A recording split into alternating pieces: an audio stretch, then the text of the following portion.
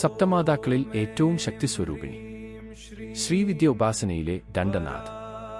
ലളിതാ പരമേശ്വരിയുടെ സർവ്വസൈന്യാധിപതിയായ വാരാഹി ദേവി ഭക്തരുടെ കണ്ടകങ്ങളെ തകർക്കുന്നവളാണ്.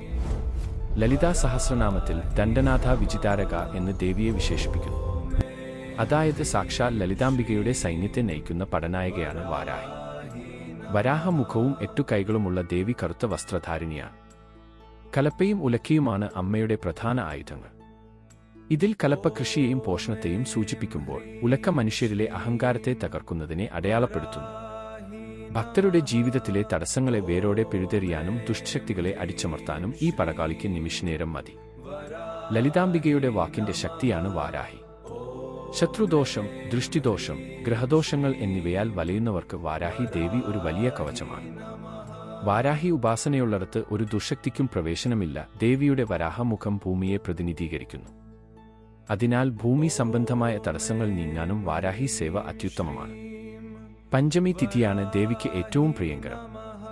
ഇരുട്ടിന്റെ ദേവതയായതിനാൽ സന്ധ്യാനേരത്തോ രാത്രിയിലോ ദേവിയെ ആരാധിക്കുന്നത് പെട്ടെന്ന് ഫലം നൽകും.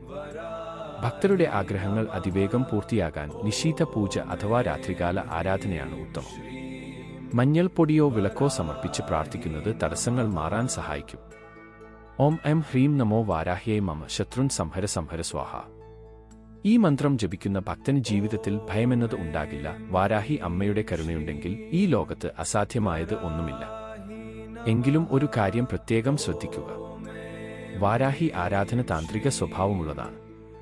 അതിനാൽ ഒരു ഗുരുവിന്റെ കൃത്യമായ നിർദ്ദേശം ഇല്ലാതെ സങ്കീർണമായ താന്ത്രിക ആചാരങ്ങൾ ചെയ്യുന്നത് ഒട്ടും ശുപാർശ ചെയ്യുന്നില്ല. എന്നാൽ ദീപം തെളിയിക്കുന്നതും മഞ്ഞൾ സമർപ്പിക്കുന്നതും പോലുള്ള പൊതുവായ ഭക്തിപ്രാർത്ഥനകൾ എല്ലാവർക്കും സുരക്ഷിതമായി ചെയ്യാവുന്നതാണ്.